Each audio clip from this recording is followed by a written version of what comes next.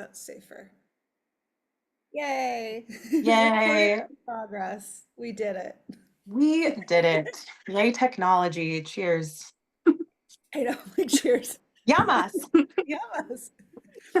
As I cheers with water I was because like, tea. Yeah, uh, well, jealous. Jealous. I should have made tea before this. That's normally something I would do. Um, we should probably introduce ourselves for people watching this later. yes. Okay, you go ahead. Sure. Well, we're both named Christina. Oh, yeah, it's true. It's true. Christina and Christina, very easy, very classic Greek American names. I am Christina Hedrick. My dad is not Greek. And I'm the founder of Yamas. I'm also a yoga and meditation mindfulness teacher. Been teaching since 2017, but practicing since 2007.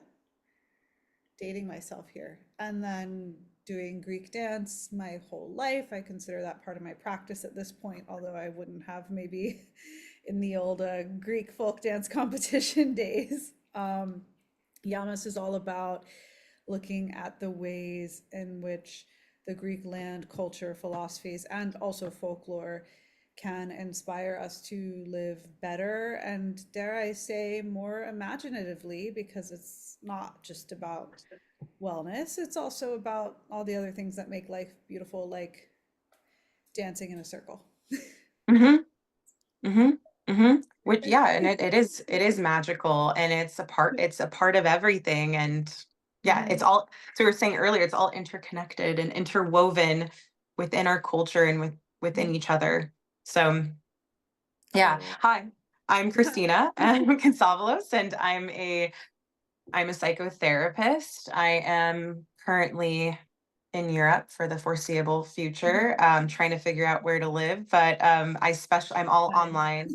My practice is all it's all remote, and I specialize in um, just healing the mind, body, spirit. So chronic illness and complex PTSD, post traumatic syndrome disorder. Yeah. So I love what I get to do. And I've been on my own healing journey with all of that. And I think this discussion started because, so much of my healing has had to encompass where I've come from and where my family came from, because we're going to discuss intergenerational trauma, but that does trickle down. And again, a big part of my healing has been addressing that and healing that. And we have so much within the Greek community, especially the diaspora, the Greek American community, that if we move through it, we can gain so much strength, so much vibrance, so much love, so much community through. If we move through it. If we move through, if, and yeah, the only way out is through, and we can do it. We can all do it. We can raise this vibration. We can make this community so much stronger, so much more beautiful, so much more connected if we work on ourselves and work with each other. I love that. I love that. Well, thank you. I'm so stoked, Christina, that you thought of me to do this. 'Cause I'm not a therapist, although I've been emailing grad school programs since 2018. So may yet become that, but first I have to become a mom, and then we'll see what see what I have the capacity for. But Yeah. um, so much respect for what you do, because I think especially with wellness becoming kind of like cool and popular online, a lot of people are like, I want to be a coach, I want to be a therapist, and they don't realize how actually intense it can be, and like I'm sure very fulfilling, but also like I hear from a lot of friends even like draining, because it's serious, it's real shit that people come to you with. It is. It is. And with that on my end, I have to do my part in radical self-care, which is where you come in with all that you offer, right? That's a key component for all of us, and staying grounded and staying present and making sure that I'm constantly irrigating what's not mine, right? Because I can meet with someone and they can, talk with me about their traumas and the intensities of their life, but it's not mine hold onto or even to hold space with. It's to co-create a space where that they can then process this through and let it go and let it Yeah, go. So so yeah, beautifully. I can't imagine at this point doing anything else. It's like my life's purpose. And How long have you been a therapist? wow, I was just talking to someone about this. So I started technically like in the mental health field in, I think it was 2009.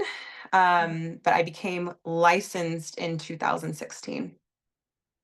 So it's a lot. Grad school, you have so many hours you have to do, and then you have post grad, you have to do so many hours. Yeah, It's three thousand clinical, two. right?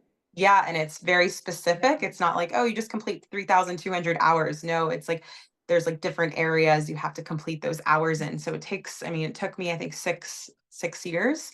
So yeah, it's a lot of work. And there were moments where I'm like, I can't do, I mean, I'm just, I'm a human. Like, I had moments where it was just really, really hard. And I questioned everything if I chose the wrong path in the field. And the fact of the matter is I did within the sphere I was in humanitarian work previously, and I got really sick prepared while you. doing that.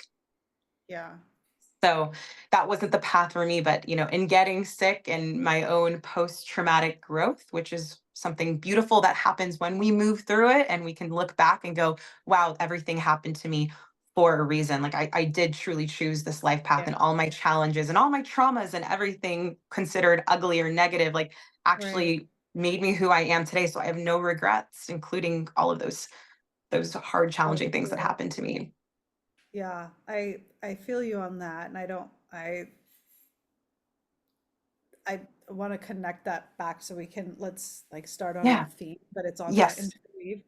Yes. Speaking of maybe choosing your life path, we are here from the interesting perspective of having the roots that we have. And why don't we start? Because I know there's so much you and I are very like keen and eager to talk about, but one thing in particular is just like how what like the experiences diaspora folks tend to have with mental health, and also if we face it, because I know you and I both have very personal stories around those. Like for me, I'd say like talking about the hardships that put us on our path, like some very intense traumatic stuff in my family that is like people now see like a beautiful soothing Instagram page, and it's like, well, the thing that kind of happened that set me on this path was neither beautiful Yeah. nor soothing. um so let's just kind of like dive into that. I want to hear your thoughts, but we'll just talk since that's what we're doing. Yeah. Yeah, yeah, yeah. I think, first off, specifically to the diaspora, right? Being first or second generation, whatever you are watching this. Like I know for my parents, they immigrated to first to Canada, and then that's where they met, and then they immigrated to California. And like, the story is we came here with nothing. They both escaped like poverty and wanted to get to a country where there was opportunity, not just for themselves but for their children moving forward. And they had to risk quite a bit to do that. They had to leave their family, their culture, their language, their land behind. And even like going from Greece, I'm just giving an example, to Toronto, that's like cold and flat and doesn't have beaches, you know what I mean? And doesn't have the Well, this is community. Just before you could just FaceTime. This is something that, like, when I think of my grandparents and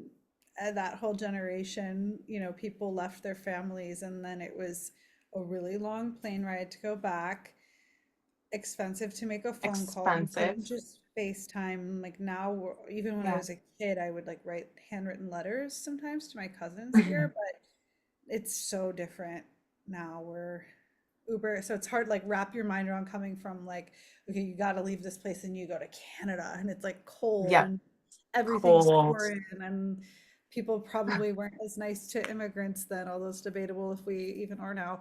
And and like how quickly the generations forget. Whole side note there.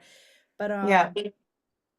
yeah, like how jarring that must have been and what that does to your mental health because like as humans we're wired for safety and when we feel unsafe we go into like I think that's why so many immigrants have it's like the immigrant mentality in America like who works hardest often the people at the bottom, you know, like you go to a restaurant in New York City, really anywhere, who's working? It's the newest wave of immigrants. Like always, Definitely. it's traumatic. You're at the bottom of the totem pole on every level. And Mhm. like you're saying, your family's fleeing poverty. Mine in particular came fleeing like the wars, like World War II, Mhm. followed by Civil War and came under super traumatic circumstances, shit that like I can't even wrap my head around Yeah. living. So like already we're starting with like a pretty low baseline for for mental So, health. yeah, for just mental health in general, it's like fight or I mean, they all came here in a chronic stress response, in a fight or flight response, like, and they Literally in fleeing. trauma. Yeah. Literally trauma response of like, we need to get somewhere with like safety where I can Maslow's hierarchy of needs, like where I can just get a roof above Yes. my head and get food on the table. And like they're like willing to literally do anything. And I know my dad, I think he was saying he had like 4 different jobs and he was mopping floors. I mean, you just start wherever you can I know. find something. And to some degree there's gratitude because they're like, oh my God, I made it. I made it to the country that has That's the land of opportunities while not addressing also the trauma and the fear and the exhaustion and the yeah, because you sacrifice. don't have time to coddle your trauma and that. I don't mean that to No. put that down. We're obviously both in the field of mental health, Yeah. so we don't think Yeah. it's, I don't actually think it's coddling, but you don't even have the time to deal with it No. because you're intent on survival. Like we're the Yep. generation, and that was like a really popular meme circulating the last couple weeks of like, I get to work on self-actualization because my parents and or grandparents worked on survival. Granted, I will say that I definitely find myself very often in survival because of just life, I work, Yeah. you know, whatever. Yeah. But it's a very different situation than like, oh, my grandparents who came here because so your parents immigrated, correct? Just for our Yeah. audience. So that's kind of Yeah. fun to That. put these different perspectives too. Like you Yeah. actually choose your parents. For me, it was my grandparents. Came from Greece on one side, and they were fleeing. The one had lost everything because the Germans burnt their village twice. Mm. And Civil War things happened, which ultimately led to like my papu's father being killed and body never found. Like not to be too graphic, but Mm. this is, you know, so he This is the actually came, reality. yeah, this is the reality. He came to the US as a refugee, which I didn't even know until a few years ago that he had refugee status, which is it's pretty Mm. mind-blowing to me. And then my mom and her sister went to college, so it's amazing. Yeah. It's It, yeah, amazing. it's like thank you for like yeah, for your sacrifice. I mean, you know what I mean? Like it's Yeah. both of these. It's both of Oh these yeah. things So at when the I'm same like down on time. It's myself like, that I can't like make it to a Pilates class or something, I'm like, well, this is another nuanced thing, like balancing kind of like I also feel like we have some like immigrant guilt, like yes. where well, like we Yes. also deserve to take care of ourselves, but then there's a little bit of that like, okay, harden up, you know, like or look what women Mhm. used to go through. Like For sure. Like there's a why gaslighting, is that the internal case? gaslighting that happens for sure of like, Against myself, like literally against myself. yeah, Like I'm no, getting against it's like, but they, it's like, it's what I'm saying. Like we have to hold both of these. It's like gratitude of like what they did for us and knowing that like we are our own, right? Our own selves and like we're on a completely different path of, and to honor that sacrifice. Like if somebody yeah, sacrificed that hard, like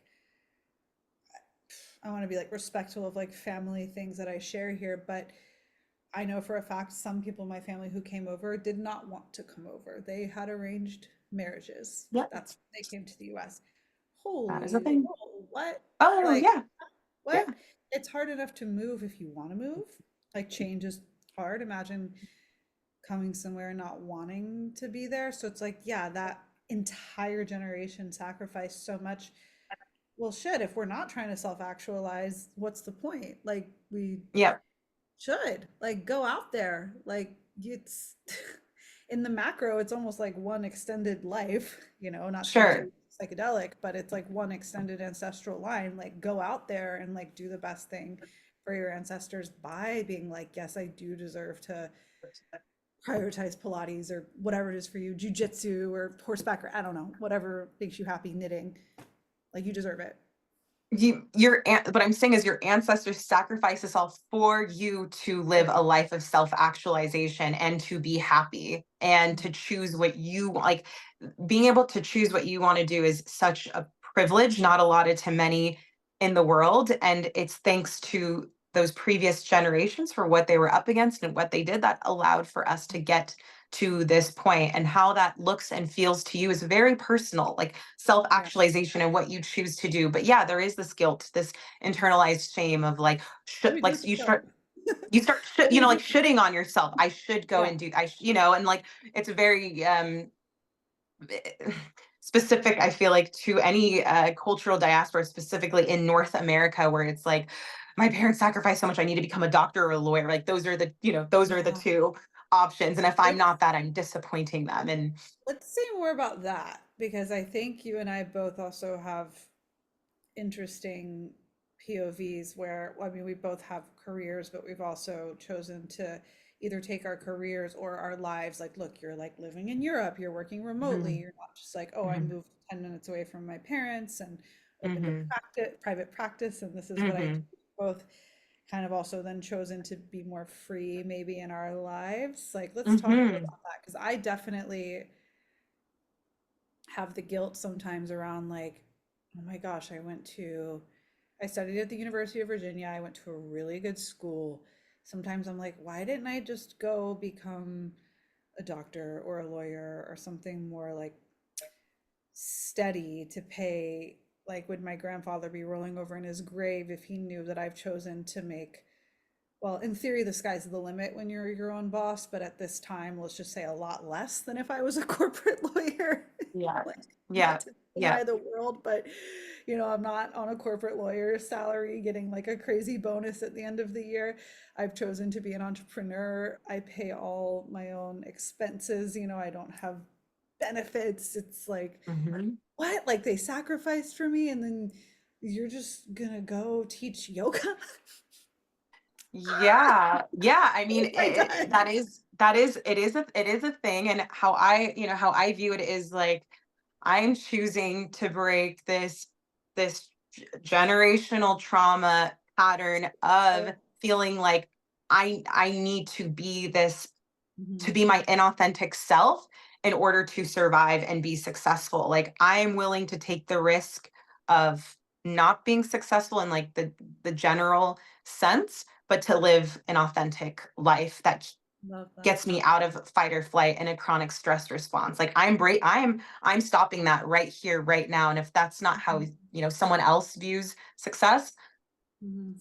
not it's not my problem So because let's say if you're listening to this and you're like 20 and you're Greek American and you feel like you should go to law school, but you really want to go do something else. Obviously, everyone also comes from different means and backgrounds, Mhm, so I'll honor that, but um, maybe give yourself permission to take that more path of self-actualization, or at least try it out. You might hate it and mhm, say, I actually really love the law, but whatever it is, I think it's a really cool way, like exactly what you said, to break that cycle of fight or flight. And for anyone listening who doesn't know what that is, Christina, do you want to explain a little bit what that is, just in case someone's, sure, most sure. people do, but So just in case. yeah, yeah. Like, so we think of fight or flight, right? Of like, if you're trying to survive like a very traumatic experience, usually like the tiger's chasing you, you will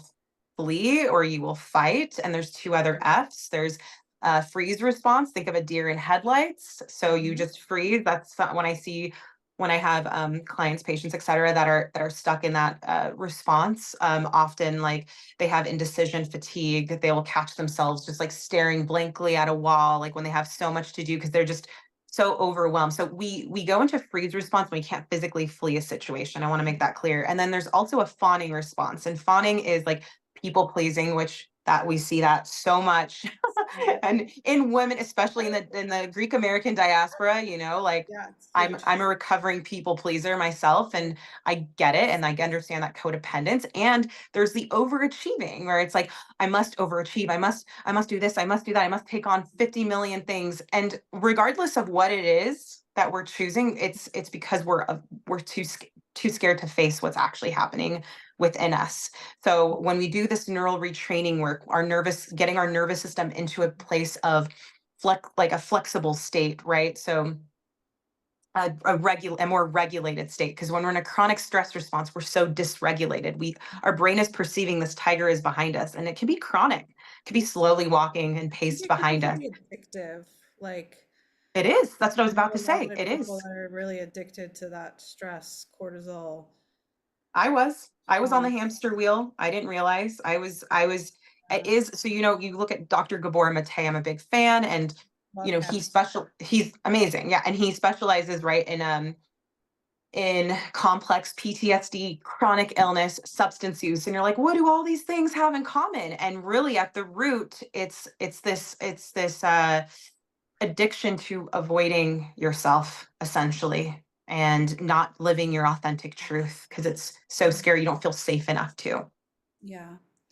So for people whose parents, grandparents, great grandparents came over, they probably existed in nonstop fight or flight because it was a Mhm, matter of putting food on the table, affording life, mhm, climbing the social ladder, something we as I think Greeks and a lot of other like more like white passing Mediterranean people maybe take for granted. And we're both, by the way, coming from the perspective of North America, but I'm sure it's similar if you go to Berlin or London or Canada, where many Greek immigrants go a lot. But mhm, especially the mhm. wave, like our generation post crisis, a lot went to Germany and the Yep. UK.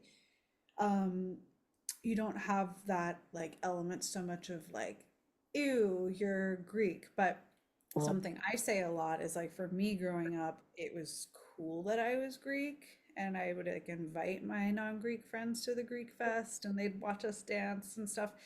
But like for my mom's generation, it wasn't as cool to be ethnic. It was way cooler to be Mhm, more white, shall we say, or just like American, or like the big fat Greek wedding ism toast to be toast. yeah. Um, Yeah, yeah, yeah.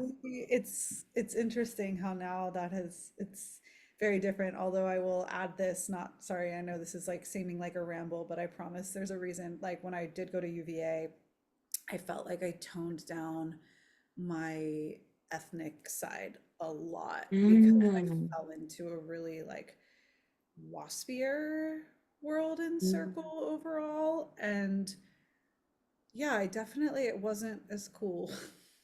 mm, It wasn't as mm, cool. It was cooler in that particular bubble to be a little more on the Anglo-Saxon Protestant end. And now then I think post college, I like came hardcore so much back to my Greekness because like I missed it. I realized how mm, much I had really, yeah, really missed it because I was like fitting into this very yeah, more waspy world that I quite frankly never really fit into, if we're being mhm, honest. mhm, mhm. Like, in many ways. So yeah. Yeah, I mean, for me, right, like my parents had very thick accents, and like we'd go to stores or restaurants, and so many times people would speak to them slower because I don't know how that translated to like hard of hearing, or I don't I'm not sure, but You're less smart. I yeah, Like exactly. you And try to like survive so like in a much country where you don't speak the language, but anyways. it's like so much ignorance. And my mom, growing up in Southern California, my mom, just everyone assumed she was Mexican. So like they would also like switch to even if they weren't Mexican themselves, they would switch to Spanish. And like I just witnessed a lot of ignorance firsthand and what they had to move through. And like I had to, they would give me papers to translate. Like, we got this from the IRS. And here I am, like a 7 or 8 year old, trying to explain to them like what is on this document. And I have like, talk about parentified child. But like that is a thing That's so within real. within the generation. And in school, I remember like being embarrassed because I would have the peanut butter and jelly sandwiches and pita bread. I didn't know I was celiac at the time, but I had the pita bread, not like the white sandwiches. Yeah, Like I didn't quite fit in with my different.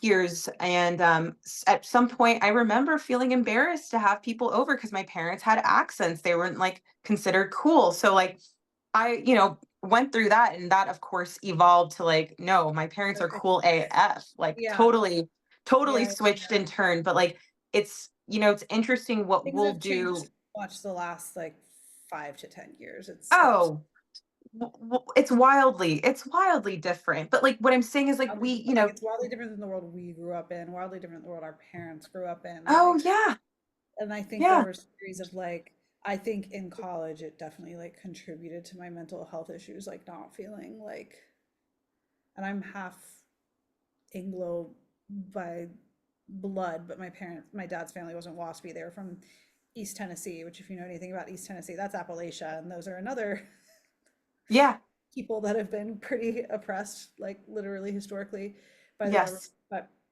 um, yeah, it's like this never, and this kind of segues into something else, this like never knowing where you fit in thing, which I think for a lot of hmm people, if you're still listening, I hope you are.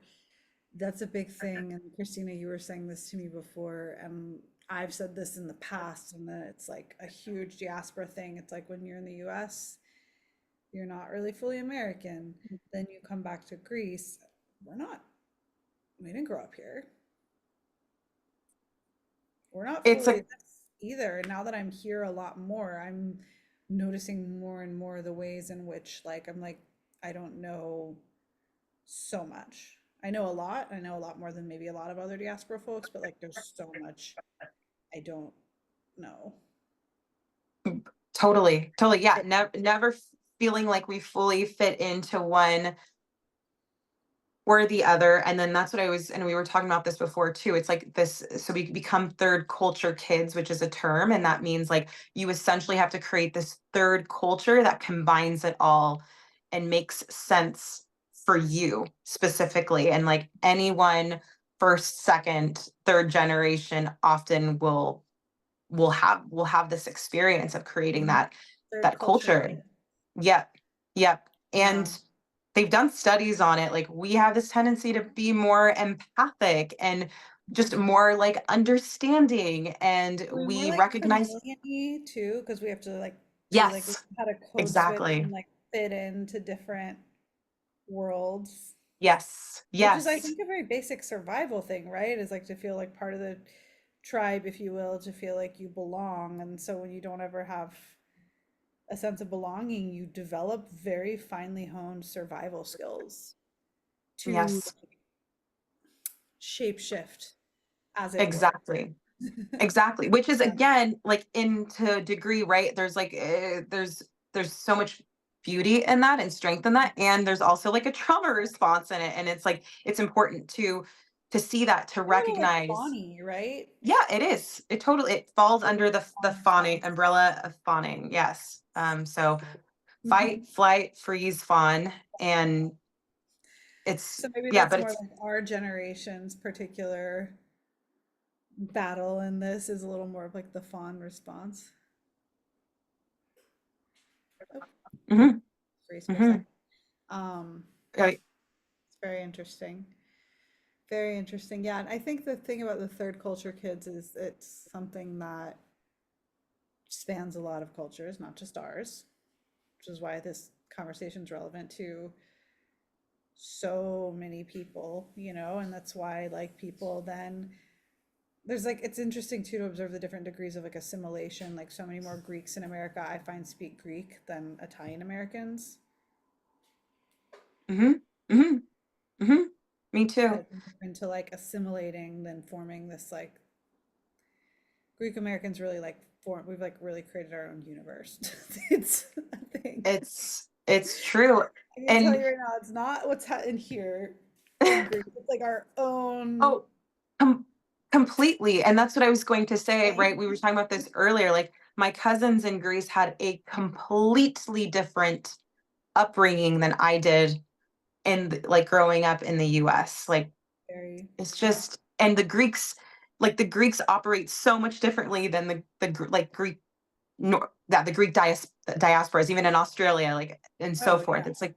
It's a like, 2 very different like you said, 2 very different worlds and universes. Yeah, so it's incredible, and, like, yeah, what I wanna say too is, like, when it comes to, like, right, generational trauma and how that can affect us even on, like, a physical level, they've done studies and they say it's 14 generations. So, Mhm.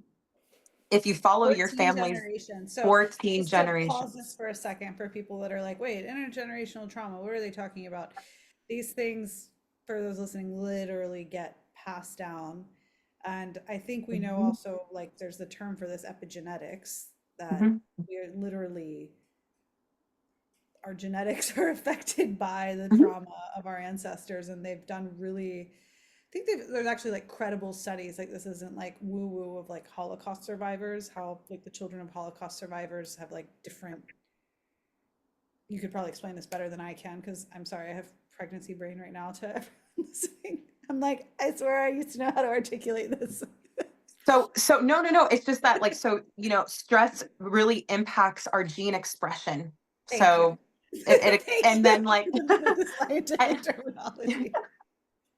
That's what I but was looking for. it is, yeah, so it affects our gene expression and, like, basically, right, so they're saying in, like, this one study, it's 14 generations, and a lot of Native American, like, indigenous groups have said it's seven generations back, 7 generations forward. Like, when they make any decision, it's actually they think about the 7 generations it will impact in the future, which I actually love So that like concept. they're doing that pre like the science.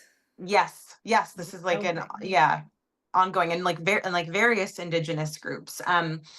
So so if we're thinking, okay, let's say it's between 7 and 14, if we're looking at it like on a scientific level, like so, if your family's immigrated here and you look back at like the wars I mean, we were occupied, I mean, Greece and specifically was occupied by Turkey, I mean, like for so long, and the culture Yeah. endured, which is like wild to me. If you think of how long they were A long occupied for, sometimes I time. think about it and I'm just like, Yeah. Oh, she froze. how epigenetics affects us in a negative, sense. But I also want to bring up how it affects us in a positive way too, which is like it those of us who are alive right now, who are watching this, who have the privilege to just watch this right now, like you are and wisdom, like that's inside of you too. And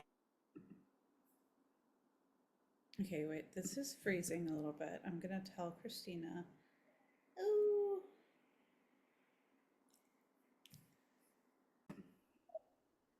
okay, we're back. okay. Tina was saying something really brilliant and we got a little glitchy. So, can you go back to saying what you were saying about like the wisdom is not only like the negativity, but also the Yeah. wisdom you have So access like the reason you're watching this here right now, you have the privilege to, is because of their generational courage, their strength, their wisdom, their to. perseverance. Like you have that all that medicine inside of you right now as we're talking. And we have this tendency because of our negativity bias in our brain, which is just there About to to say the negativity bias, I feel like is like, I know about yeah. it from my meditation teacher training, but I also am like, is the Greek negativity bias like higher? It might be. It might be. I'm like, Like Greeks are like more so I think more. statistically more likely to just say no, right? Like I don't know. That's what I've witnessed. It's very interesting.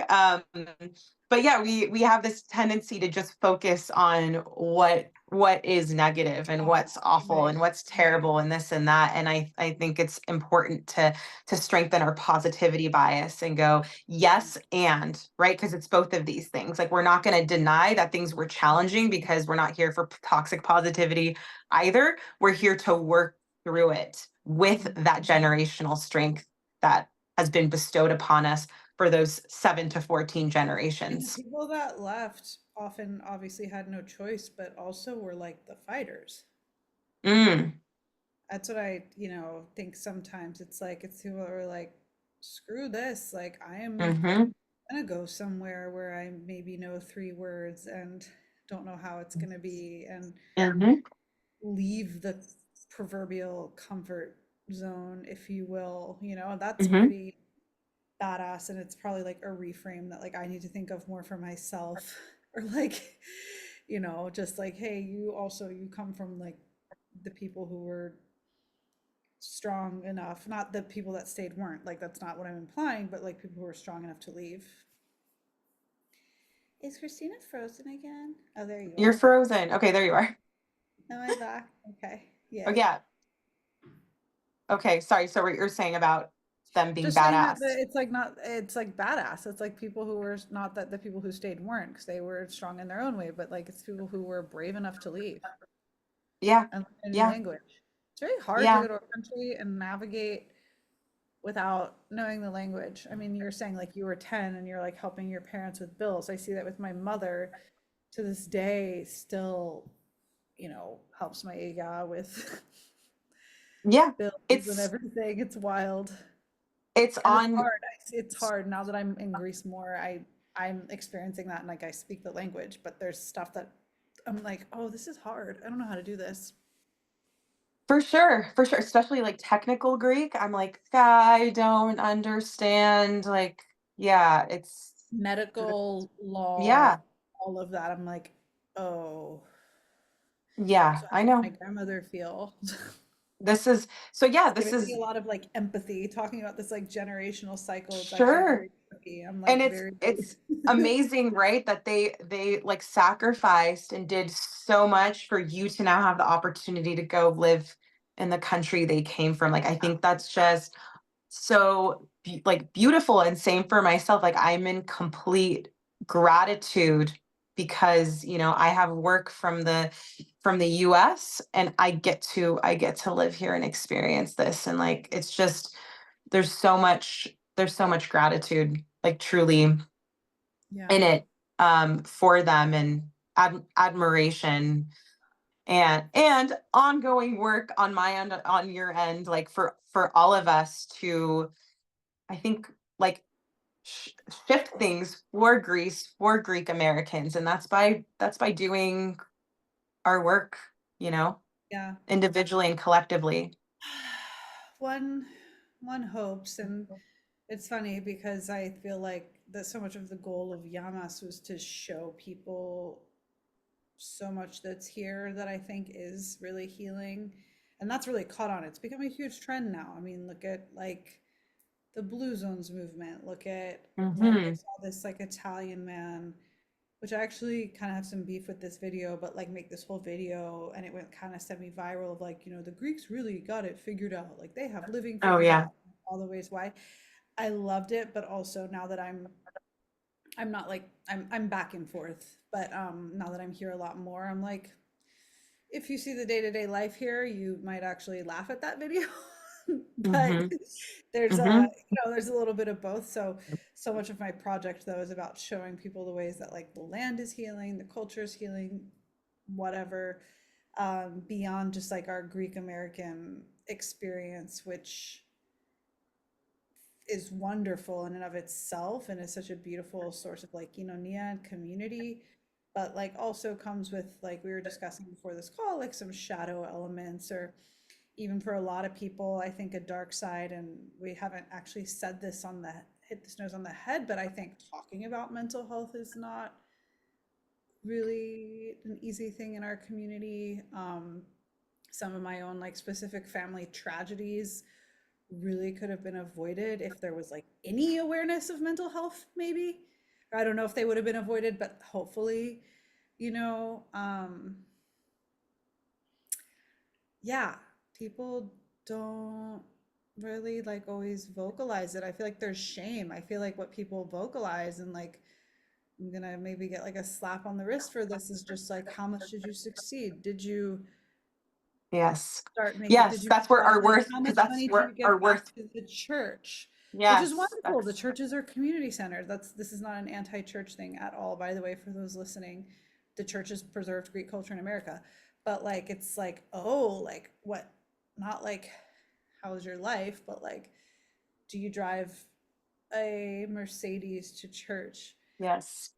Where Yes, did you yes, go? Where did you stay in Mykonos this year? Like, ew. yes, yes. No, the worthiness comes from things that are actually, to me, are Material. not in the, like, rooted in authenticity, is what, because it's like this is what Greeks see as like, we made it, we're successful, we're Yeah. doing, we're doing Like well. I'm going to And church on Sunday in my Mercedes. I have a Dior bag or whatever. there we Like go.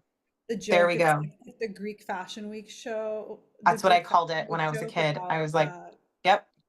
about like a Holy Week. It's very true. It's like, you know, the people that post the pictures with the Cartier bracelet. I'm like, oh my God, like why is this what we're Sorry. looking up to? No, Don't which let is me fine. There's vomit. not, again, nothing against that. Like if like what you like. I don't care what you like. I don't care if you like an Hermes bracelet or a bracelet you made out of a friggin' piece of rope. I don't care. It's not about that. But like what I see and what I observe a lot is that people really putting up on a pedestal in Greek American culture the people who like just like made the money or their parents made the money and like that's it. Yeah. And Yeah. that to me is like a shadow side, I think. But I think it's very common in a lot of immigrant cultures, not just ours. There are a number of tropes I could toss out, but I'm not going to for just Yeah. Yeah. Yeah. I to be careful. But yeah, how do we like move past that? think we move past that by doing the healing work. And this is so much of this is, I've thought about this quite a bit, like rooted in like in back in the day, not even back in the day, like my parents' generation, like you didn't say if you were like if you had any ailments, like you were sick with anything, because this would actually prevent you from them trying to arrange marriage for you. So things were kept very secret, locked up in the family. If something got out, it's Yeah, like the whole well was poisoned, so to speak, of like that yeah. family has this, like cancer, for example. It's like a good one. Like one person has cancer. Okay, that means They're you can't, tainted. they're tainted. That's it. That's it. Yeah. So I still see that within my mom's generation of like there's a lot of just saying there's a lot of secrets and a lot of things kept Yeah. to like, and it's self, I know it's self-preservation, and I know it's survival, and I know that Comes back to keeping this that stuff, coming out of survival mode thing. I feel what like I this is mean, an ongoing this is theme. Like, this is it. It's like, and then and into a us, like, thriving mode that's healthy, not so much rooted yes. in only capitalism. This isn't an Yeah. Yeah. anti-capitalist thing ever, but No, not only rooted on like I have the Cartier bracelet, but like what is just the like, thriving? What can like a but healthy, I thriving look but what like? makes Oh, me for like instance, from like the Cartier bracelet is like, it's like that I made that face because it's like that's where it's so sad to me, because like that's the worth, like that's where we think, like that's what's reflected in our worth. Like no, we are so much more dynamic and amazing than this, and by being our uh, true authentic selves, we allow others to be that. And we were discussing this earlier, like I never felt I completely um really fit into this, because like every Sunday it felt like it was very competitive, and like I was never into like these brands, and no, and again, no judgment if you're really into them. I'm just saying it wasn't for me, but because of that, I also did not quite fit in uh, to the diaspora within the church well, community. church So could be a fashion show, and then even if you went to like HDF or FDF, I feel like it yeah, could be oh like, my, or like Goya, like, oh, that's like very yeah, rich parish. Oh, we're more of a poor parish. Like, yeah, you know, like, yeah, oh, the blah blah blah kids, I won't drop names, are more like they don't socialize, like they're more insular and they're like a mhm, wealthier community, like, which by the way, that stuff happens horribly in Greece. So I'm not saying it's only yeah, diaspora either, but it's just coming out of survival to me is being able to, like, whether you have it or not care. Like Yeah. that to me is the coolest thing in the world, is to have it and literally not care if, like, Yeah. you know, because I'm Yeah. more like I concerned, are my friends interesting and kind and generous and good people versus like, oh, are we all wearing Cartier bracelets? Sorry, I keep bringing it sure. back to But I these, think but like, I think the it's like a yeah, totally. sorority. It is like a sorority, but it's also representative of I was being in a in a sorority, so I'm gonna chronic, say that. but yeah, but like but it's also like again a trauma response. If you do not feel like you fit in and can like compete, are you even like are you Hmm. part of the pack, right? Because we have this animal mind brain still of being accepted and part of a pack. So we will do so much to be accepted, even if that is at the expense Yeah. of our authenticity. So breaking this pattern is huge because again, you're not just doing it for yourself, you're doing it for the generations before, you're doing it for the generations after, and you're doing it for your community to also have that permission to be authentic because it's scary and it's Look, risky. my entire life, my told me that I should become a pharmacist because I'm smart and it's a good job for a woman. Mm, The mm. irony is now I like study herbs on the side, which is an older form of And being a that pharmacist. is that is being a pharmacist. That is being a pharmacist. I have a business that is all about the word, of healing, but it's sometimes I carry that guilt of like, oh, I didn't go do that, you know? Hmm. And then I'm like, no, Hmm. I'm breaking this for the 7 generations ahead, maybe. And Hmm. hey, my daughter, I'm having a kid, will want to be a pharmacist. That would be great. Because now that I'm thinking about becoming a parent, I'm already like, I need so much security. Like I've noted it's flipped my brain for Sure, sure. sure, Like, sure, especially the sure. part of me that's like more hippie-ish and maybe didn't care as much. And in my 20s, I was more about just like, I want to travel. I want to have experiences. I want to go to concerts. I want to be a creative. Like, Hmm. Hmm. then like, oh, I should be trying to go get an MBA like all my undergrad peers so I can be a consultant or whatever. But now that I'm having a kid, I can like re-empathize because I'm like, gosh, I really hope she's okay. Yes, It's funny. yes. It's kind of like jokes on you always in the end, no matter what you Of do. But, Of course, of course. And you have to think like the amount of work you have done that mm, your mom didn't have the capacity or means for, etc., to have, she is going to experience like yeah, yeah. incredible. That's incredible. Like thank you for doing that for this next generation, like We're all this just is out here trying. we're just trying, and like I'm just like bravo to all the pattern breakers, the ones who Yeah. are just like seriously like No, because it seriously, if takes you broke the pattern, it's not easy. Like I'm now on the other side of this. You're on the other, not the other side. We're still always in it. Nothing's ever yeah, yeah, over. yeah, But yeah, where I'm at a but point now where I have something to show for myself. I have a sure, business. Like it has sure. a small following. We have successful things that happen, but like the in between was not pretty. Rainbows and butterflies. No, no, no. The getting there. It's like No. to use, I mean, I haven't given birth yet, but I think it's a bit like the analogy of birthing. And I can say just from like being pregnant that, not to turn this in, this is not supposed to be about pregnancy at all. I'm so, so sorry, everyone. But like pregnancy sucks for me. It's really hard. I feel like shit all the time, just to be totally Mhm, transparent. But it's mhm, like, mhm.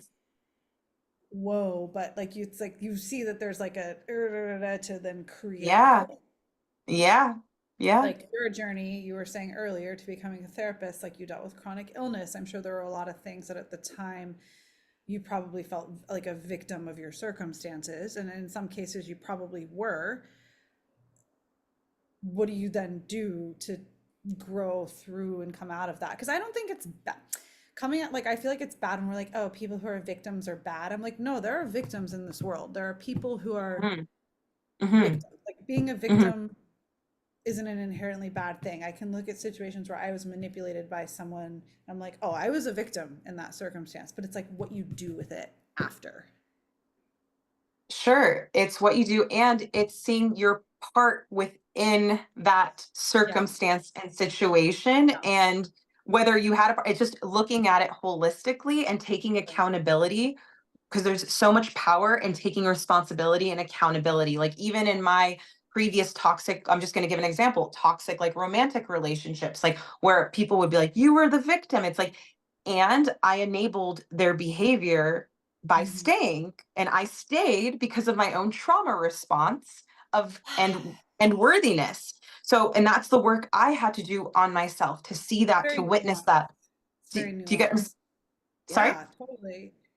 I mean, it's very like it comes out, it's like Viktor Frankl, like Yeah. Man's Search for Meaning. Like Viktor Frankl was Yeah. in a concentration camp, and his entire thesis is that like at the end of the day, no matter our circumstances, and he wrote this from the perspective of having been in a concentration camp, Hmm. we always have the power to like choose how we respond to our circumstances. And it's like, Hmm. whoa, like my take is like if I was someone who had ended up in I would have been like the first person to die of like typhoid or what. I would have been out. I'm weak. Like I would have been Hmm. done. But like me gone. But like you do still like the perspective of someone who's been to like the lowest frequency and vibration to then come out of it and say like you can still choose. That's wild. Mhm, mhm, mhm. I'm It's relaying his it's experience, not mine. I would have it's cracked, but you know, well, it's not what happens to us, right? It's how we respond yeah. to it. And if you like Bashar, he's all about the rubber band effect. It's like Mhm. the lower you go, like the higher you go up, and what Frequency. you can, Yeah. yeah, what you can feel and see. And then again, there's that this we're being on the quote unquote the other side, meaning like out of our dark nights of the soul, right? um, Mhm. it's that And post traumatic. generationally out of the survival as much, right? Yeah, Like I'm not the one yes, who I think got that to me is burned by the success. Nazis and lost both my parents. That's my grandfather. Yeah, yeah, yeah, Like we're on the very fortunate side in many, many ways.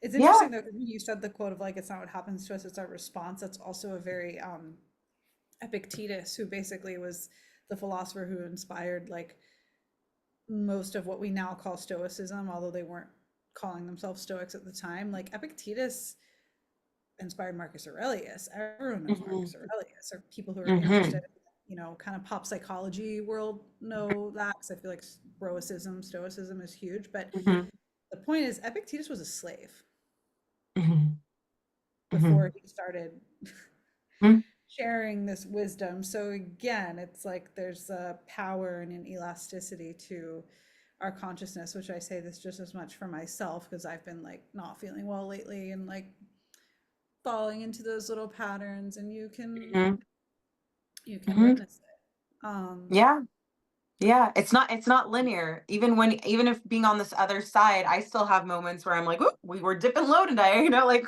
Yeah, that's happening. These things are coming up, and it's like it's acknowledging them, being with them, feeling them, not not ignoring avoiding them, not them. avoiding them. And I had such a history of doing this again out of my own survival, but moving through it. And we go back to, Socrates, and the one Greek thing I tattooed on me is "Noti safton," know thyself. And like this is the work. Yeah, Like I am forever going to be trying to know myself better, and like to become the best human I can be and leave this planet the best I possibly can. Like it's all just yeah. interconnected. So, As you it said that, the thing that came up for me was like being a good ancestor. mm, And it's like, yeah, how can I be? And maybe that's like I feel like talking about knowing thyself, there's like not much more we can probably say for this particular live, because you and I could probably talk for 3 hours about all this. yeah. But for this particular chat, I'm like, I don't think there's anything more profound than like that ancient bit of wisdom from our culture. And thinking then from there, like, how can we be good ancestors given the both struggle and Hmm. privilege that we've been given? Hmm. Hmm. Hmm. Hmm. And it's something to Yeah, think let's about. It's go. something, yeah. something to ponder, and yeah, and be gentle with yourself as you uncover this and figure, because it's such a personal experience to move through. And again, like, if you're Yeah. listening to this and you're on the path, or you're thinking about being on the path, like, I honor you and I send you so much love, so much healing, so much strength. And remember that generational wealth Hmm. you have within Yeah. you.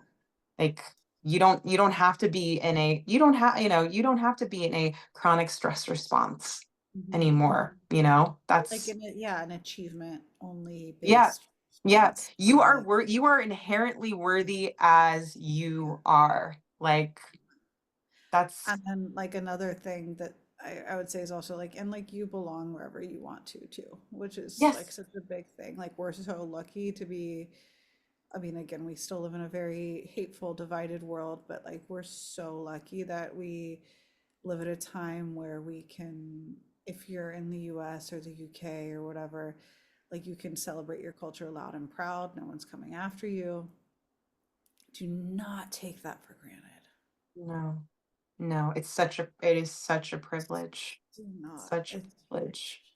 Yeah. So to celebrate it and discover it in a way that feels nourishing to you, and that's yeah. totally individual. So yeah, no. Thank Thank you you for for saying it's individual too, yeah. because not everyone has positive relationships to their whatever their No. freaking ethnicity is. They're like, oh, my great grandfather was like an abusive whatever, and I don't like Yeah. it. So not everyone has a positive relationship, and maybe that's a talk for another time, is like how you can reclaim it for yourself if you even Yeah. want to.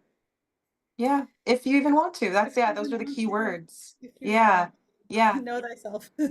Know thyself, and like, You to be yeah. like, why am I keeping up with this Greek American BS? I don't even care about this. Yeah. And you don't, and again, you don't have I've to. been feeling It's that a lot lately. I've been feeling a lot of that, like not the cultural things, like for me, the dance, the music, the herbs, that's actually like yeah. now I have compartmentalized that, but just like the keeping up with the Jonesesness, the doing every organizational thing that I'm like, I got very caught up in it. Now I'm like, oh, I don't care. Yeah. And that's and I think there's so much power in saying, "I don't care, and I'm not gonna," and right, because where attention goes, energy flows. So, like, that Mm. I want that, our energy, yeah, our attention is finite, and we have to be Yeah. really discerning about who and what we give that to. So making sure, like, whatever you choose is because you want it, like, you have the choice, and that Yeah. and it feels good to you. Like, it feels like I always say, does it feel nourishing? Does it regulate your nervous system? Those are the questions to ask. And this goes for how you identify and what you identify with, to everything else in your life.